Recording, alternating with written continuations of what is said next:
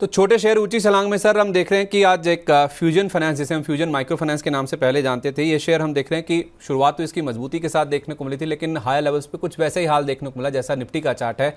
ऊपर खुलने के बाद हायर लेवल्स पे फिर से एक प्रॉफिट बुकिंग या तो फिर जो बिकवाली का दबाव है वो स्टॉक पे बनता हुआ दिखा। 200 रुपये के आसपास का लेवल अभी है, 211 रुपये 20 पैसे का इसने हाई लेवल छुआ है। एक महीने में अगर हम देखें तो 27% के आसपास ये स्टॉक करेक्ट हो चुका है और 6 महीने में 57% 58% के आसपास की गिरावट स्टॉक में ऑलरेडी देखने को मिल चुकी है।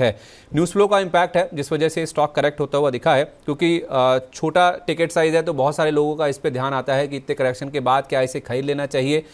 जिनके मन में सवाल आ रहा है सर कि गिरावट के बाद इसे खरीद लेना चाहिए, क्योंकि एक समय ये शेयर 500 रुपये के ऊपर चलता था, अब ये 200 रुपये के आसपास आ गया, क्या उनको लालच में आके खरीद लेना चाहिए इसे?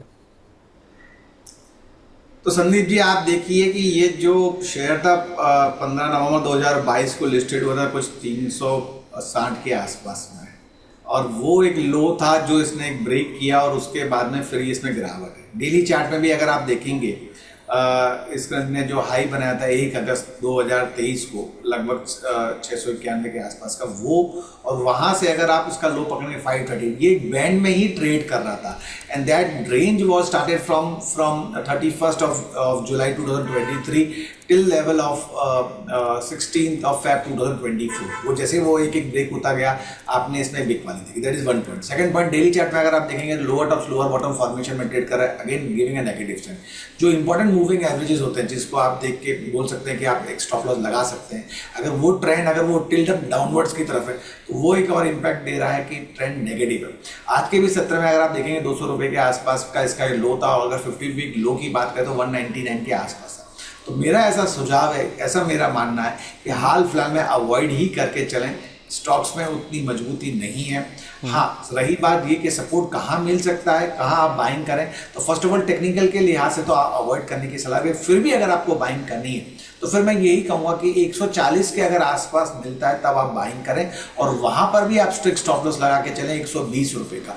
अगर वहाँ पर आता है तो फिर आप पुल बैक रैली देख सकते हैं, और वो जो पुल बैक रैली रहेगी वो लगभग 250 रुपये के आसपास जा सकती है, और वो अगर क्रॉस होता है तो फिर जो दूसरा लेवल रहेगा ऊपर का वो लगभग 350 के आसपास का रहेगा। तो हाल फिलहाल में अवॉइड करने की सलाह रहेगी। 140 के आसपास में तभी आप बाइंग करें with a very strict stop loss of 120। ठीक है, डिप्स पे नीचे में मिले 140 के आसपास तो आप इसमें खरीदारी करें, फिलहाल इससे दूर रहें। स्टॉक ऑलरेडी काफ़ी गिर चुका है, लेकिन इसमें लालच करके जल्दबाजी ना करें खरीदारी करने की कि 550 वाला शेयर 200 रुपये पे आ गया तो आप इसमें खरीदारी कर लें।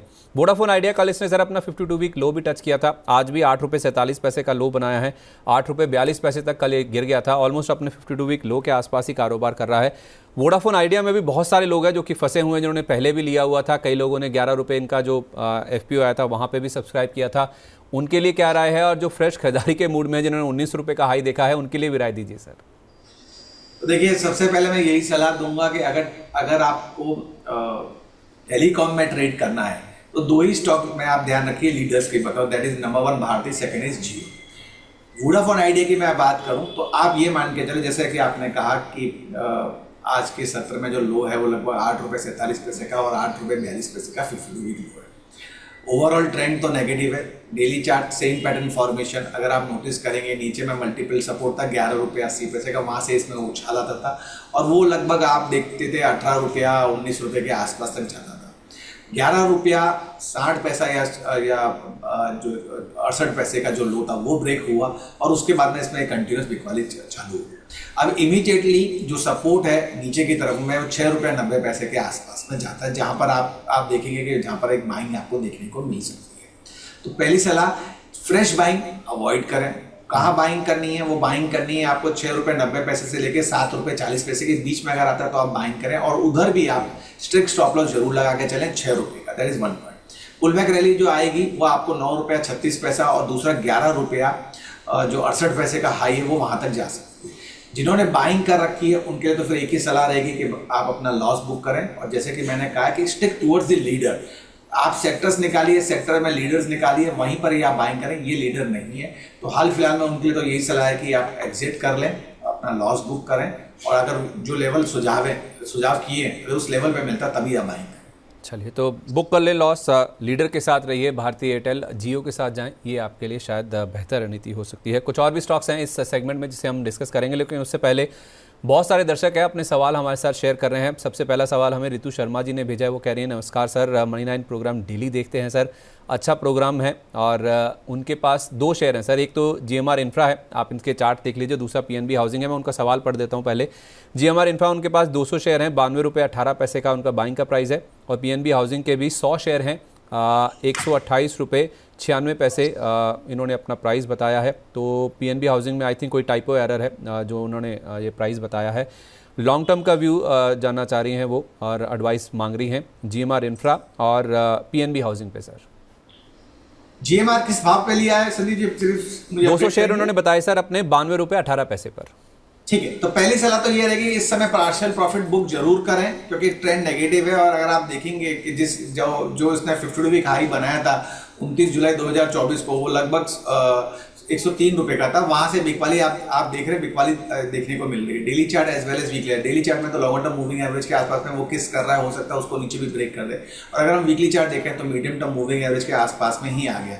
तो पहली सलाह तो ये रहेगी कि एक पार्शियल प्रॉफिट डेफिनेटली बुक करें। दूसरी बात ये रहेगी कि 73 रुपए का एक सपोर्ट जरूर लेके चले as a trailing stop loss. अगर वो ब्रेक करता है तो फुल प्रॉफिट बुक करने की सलाह रहेगी। ऊपर में अगर आप देखेंगे तो 89 से लेके 92 पे बैंड का रेजिस्टेंस है। अगर एक बार बंद होता है तभी आप देखेंगे कि स्टॉक में पोटेंशियल है दोबारा एक बार 3 डिजिट तक जाने का। अगर वो होता है 103 को क्रॉस करता है, देन आप अजम्पशन ले सकते हैं कि लॉन्ग टर्म के लिए से स्टॉक लगभग 125 और फॉलोड बाय 140 के लेवल तक जा सकता है। हाल फिलहाल में तो प्रॉफिट बुक करने की सलाह रहेगी।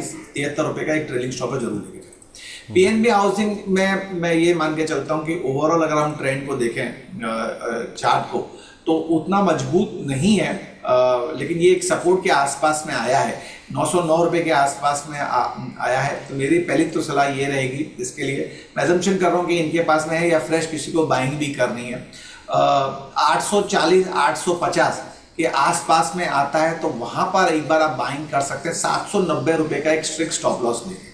ऊपर में जो रेजिस्टेंस है वो लगभग 1000 के आसपास का। अगर 1000 का लेवल ब्रेक होता हुआ देखेंगे तो आप मान के चलिए कि आपको ये 1120 तक के लेवल दिखा सकता है।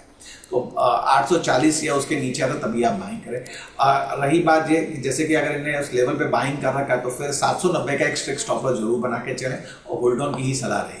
ठीक है सर। पीएनसी इंफ्रा पर हमारी एक दर्शक है श्वेता जी, उन्होंने अपना सवाल शेयर किया है। वो कह रही हैं, sir I have PNC infra shares and it has gone down by more than 20% since yesterday, what to do and RVNL and JWL में क्या किया जाए। तो सर पीएनसी इंफ्रा पे तो बहुत सारे लोगों के सवाल हैं। कल जिस तरह का एक इम्पैक्ट हमने देखा है, 18 तारीख का जो ऑर्डर आया था ministry of road and transport highways का, उन्होंने 1 साल के लिए इस कंपनी को जो सरकारी ऑर्डर्स होते हैं रोड से जुड़े हुए उसके लिए डिस्क्वालीफाई कर दिया। ये अगले 1 साल तक ऑर्डर्स के लिए अप्लाई नहीं कर पाएंगे, बिड नहीं कर पाएंगे। और इनकी 38% की ऑर्डर बुक अगर आप देखेंगे तो सरकारी ऑर्डर्स या तो फिर मिनिस्ट्री से ही आती है। तो उस लिहाज से कल 20% गिरा था, आज भी हम देख रहे हैं सर 8% से ज़्यादा की कमजोरी देखने को मिली। 335 रुपये पर ये शेयर आता हुआ दिख रहा है। और जहां ये शेयर 466 470 के आसपास ट्रेड कर रहा था, सीधा अब 335 रुपये के आसपास आ गया।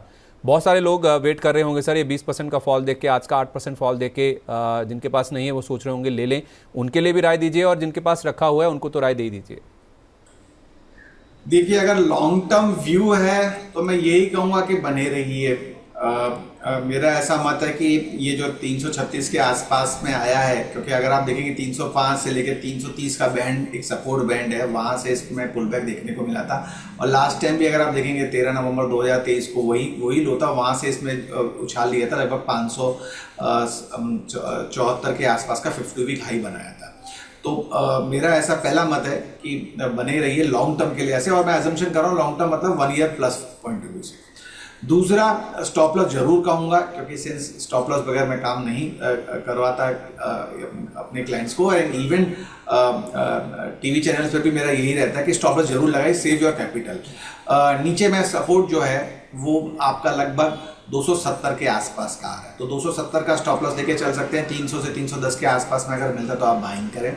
होल्ड ऑन की ही सलाह रहेगी। मेरा ऐसा मत है कि 470 पहला एक रेजिस्टेंस देखने को मिलेगा, अगर उसको क्रॉस करता तो ये उस पर पोटेंशियल है लगभग 600 से 660 रुपये तक जाने की। तो बने रहने की सलाह रहेगी। फ्रेश बाइंग भी जैसे कि मैंने कहा कि फ्रेश बाइंग भी अगर करनी तो जो लेवल सुझाए उस लेवल पे आप बाइंग कर सकते हैं। 270 का आप स्टॉप लॉस लेके चल सकते हैं। वहां पर अगर आप रिस्क रिवॉर्ड रेशो देखेंगे तो वो ज़्यादा बेनिफिट रहेगा। तो होल्ड ऑन की ही सलाह रहेगी लॉन्ग टर्म के लिहाज से, इवन फ्रेश बाइंग करने की भी सलाह रहेगी। ठीक है सर, इस बीच हमारे साथ अविनाश चौधरी जी फोन लाइन पे मौजूद है, लेकिन श्वेता जी ने सर हमें RVNL और JWI यानी कि जो जुपिटर वैगन है उसके बारे में भी सवाल पूछा है। लेवल से उन्होंने नहीं बताए हैं, लेकिन दोनों शेयरों के बारे में राय जरूर मांगी है। तो JWL के बारे में बात करें तो ट्रेंड नेगेटिव है। इस समय लगभग 480 के आसपास में चल रहा है। 462 को नहीं ब्रेक करना चाहिए। अगर 462 ब्रेक करता है तो इसमें नेगेटिविटी और आ जाएगी, वो लगभग फिर 390 395 तक जा सकता है। तो आप ये मान के चलिए कि 462 या 460 का एक स्टॉप लॉस लेके चलें। ऊपर में जो रेजिस्टेंस है, इमीडिएट रेजिस्टेंस है, वो लगभग 525 का है। अगर वो ब्रेक करता है देन 570 का टफ रेजिस्टेंस है। ओवरऑल ट्रेंड नेगेटिव है। मेरा ऐसा मत है पर्सनली कि कोई उछाल आता है तो एक बार निकल जाएगी। RVNL में अगर हम बात करें तो डेली चार्ट या वीकली चार्ट के पॉइंट ऑफ व्यू के हिसाब से ओवरऑल ट्रेंड साइडवेज है। ना तो इसमें बाइंग सिग्नल है ना कोई सेल सिग्नल जनरेट हुआ है। फिर भी अगर बाइंग अगर आपने उछले स्तर पे कर रखी है तो फिर मेरा ऐसा मानना है कि आप 340 का स्टॉप लॉस ले सकती हैं। 410 से 420 के आसपास में अगर ये स्टॉक आता है तो वहाँ पर एक आप एड ऑन भी कर सकती हैं, या किसी को फ्रेश बाइंग भी करनी तो 410 से 420 के लेवल पे आप बाइंग कर सकते हैं। 340 का स्टॉप लॉस लेके चलें और 580 का आप टारगेट पकड़ के चलें। ये लगभग 6 महीने से 9 महीने के लिहाज से 580 के ऊपर अगर ये ट्रेड करता है तो ये 52 वीक जो हाई इसने बनाया था 647, वो भी आप देखेंगे ब्रेक होता हुआ 720 तक के लेवल जा सकते हैं। ठीक है सर, अब अविनाश चौधरी जी हमारे साथ फोन लाइन पे वेट कर रहे हैं, उनके पास चलते हैं। अविनाश जी नमस्कार, बताइए कहाँ से बात कर रहे हैं? सर मुजफ्फरपुर से। नमस्कार। नमस्कार सर, बताइए। सर मैंने PC jewellers Arun Kejriwal sir के रिकमेंड किया 169 के 1194 शेयर खरीदे हैं और इसका अच्छा रिजल्ट भी आया है, फिर भी ये डाउन जा रहा है। और इरेडा में मैंने सर 280 पे लिया था 1500 शेयर, बार बार इसका स्टॉप लॉस डाउन जा रहा है। तो आपने कहा इरेडा आपके पास 280 का है और PC ज्वेलर का प्राइस आपका 169 रुपये का है, राइट? जी सर।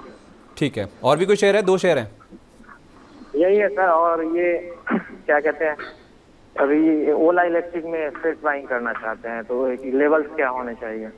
ओला इलेक्ट्रिक पे तो अविनाश जी हमने थोड़ी देर पहले ही हमारे साथ समीर जी जुड़े हुए थे, उन्होंने अपनी राय दी भी है। जिनके पास हैं और जिनके पास जो फ्रेश बाइंग करना चाहते हैं, आप चाहें तो वीडियो को थोड़ा सा पीछे जाके देखेंगे तो आपको उसके ऊपर राय मिल जाएगी।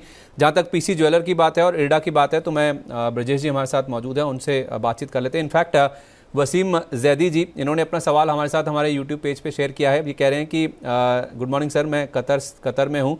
मेरे पास PC ज्वेलर के 186 रुपये के शेयर हैं, आइनॉक्स विंड के 243 के, देवयानी के 198 के। क्या करना चाहिए? सब में लॉस हो रहा है। तो वसीम जैदी जी का भी जो PC ज्वेलर का सवाल है वो एड्रेस हो जाएगा। इनके पास 186 के हैं और अविनाश जी हमारे साथ फोन लाइन पर मौजूद है, इनके पास 169 का रखा हुआ है। PC ज्वेलर सर 166 रुपये पर है। क्या राय होगी जिनके पास 186 वाला है और जिनके पास 169 वाला है?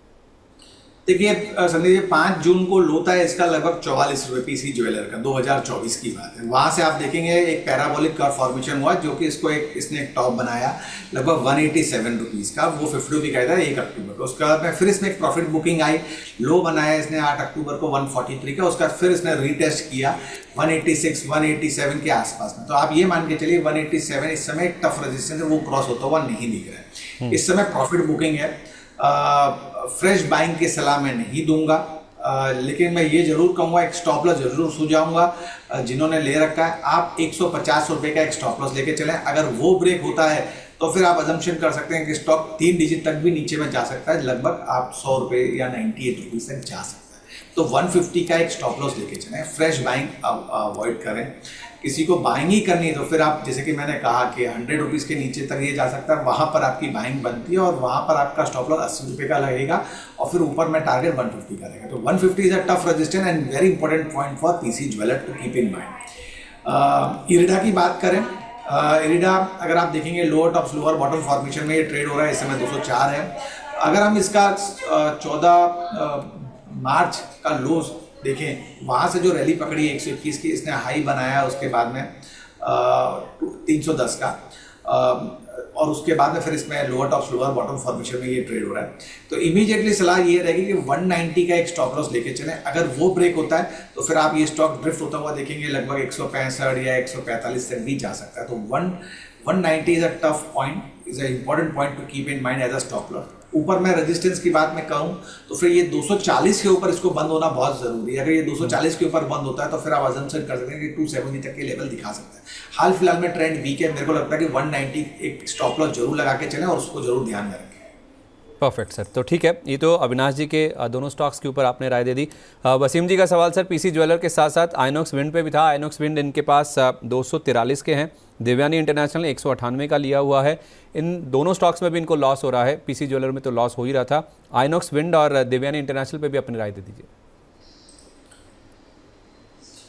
तो देवयानी की पहले बात कर लेते हैं। देखिए देवयानी ने हाई बनाया लगभग 222 रुपये का और वो 23 सितंबर को बनाया। उसके बाद में इसमें एक बिकवाली देखने को मिली है और आज के सत्र में अगर आप देखेंगे तो जो लॉन्गर टर्म मूविंग एवरेज है उसके नीचे ये ट्रेड कर रहा है और जो लॉन्गर टर्म मूविंग एवरेज है वो उसकी वैल्यू है 175।